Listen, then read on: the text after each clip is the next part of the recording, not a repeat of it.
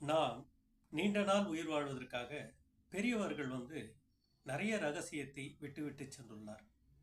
இதில் பார்த்தீங்கன்னா இந்த பிரபஞ்சம் முழுவதும் ஹீதர் என்ற சக்தி தான் நம் உயிர் சக்தி என்று சொல்கிறோம். இந்த விஞ்ஞானிகளே ஹீதர் சக்தி இருந்தால் தான் உயிரை வாழ முடியும் என்று சொல்லுவார்கள். அந்த ஹீதர் சக்தியை இழுக்கக்கூடிய சக்திகள் தான் ஈசன் என்று சித்தர்கள் மகான்கள் யோகிகள்லாம் எழுந்துக்கும் போதே ஈசா என்று சொல்லும்போது அந்த உயிர் சக்தி நம்ம உடம்புக்கு வருது. இந்த பிரபஞ்சம் முழுவதும் பரவி கிடக்கிற ஈத சக்தி நம்ம வீடு முழுவதும் பரவுது, எல்லோருக்குமே பரவுது. அப்போ அந்த ஈசன் என்ற சக்தியில அந்த ஹீதரை இழுக்கக்கூடிய சக்திகள் இருக்கிறது என்று நாம் பெரியவர்கள் புரிந்து கொண்டார்கள். அதனால்தான் அந்த ஈசனை இழுக்கணும்னா ஈசா, நம்ம மூச்சை ஈசா ஈசான்னா அந்த உயிர் சக்தி காத்து சேர்ந்த உடனே நீண்ட நாள் வாழக்கூடிய சக்திகள் நமக்கு அந்த ஹீதர் கொடுக்கிறது. அந்த பெயர் தான் ஈசன் என்று பெயரிட்டார்கள். இதை அவரை போற்றி புகழணும். அந்த நம்மளுக்கு உயிர் சக்தி காத்து கொடுக்குறாரு இல்லைங்களா, அவங்களுக்கு ஒரு நன்றியை தெரிவிக்கிற போல ஈசன் அடி போற்றி, எந்தை அடி போற்றி, தேசன் அடி போற்றி, சிவன் சேவடி போற்றி, இப்படி 7 முறை நீங்கள் அவரை பற்றி சொல்லணும்.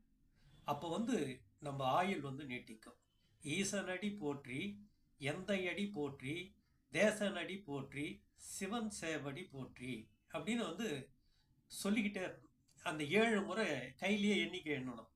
அப்போது 7 முறை எண்ணி சொல்லும்போது நமக்கு இந்த மன உளைச்சல் என்பதே வாழ்க்கையில் இருக்காது.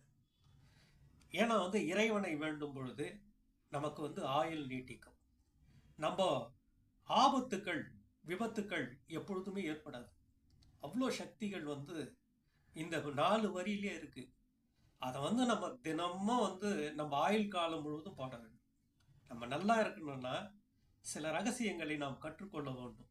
இந்த உலகத்தில் நிறைய ரகசியங்கள் பரவி கிடக்கிறது. எப்படி ஹீதர் பரவி இருக்கிறதோ அப்படி இந்த உலகம் முழுவதும் பரவி இருக்கிறது. அப்போ இந்த உலகம் முழுவதும் பரவி இருக்குன்னா நம்ம எல்லாத்தையுமே நல்ல செயலாக எல்லாருக்குமே நல்லதே கற்றுக் கொடுக்கும்.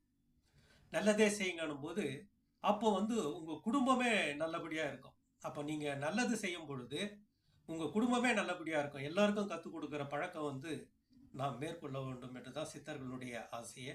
அதை எப்பொழுதுமே வாழ்க்கையில் பயன்படுத்தி கொள்ளுங்கள். வாழ்க வளமுடன், வாழ்க வையகம் என்று சொல்லி இந்த பதிவை அன்போடு அனுப்புகிறேன். நல்ல விஷயங்களை எல்லோருமே தெரிந்து கொள்ள வேண்டும்.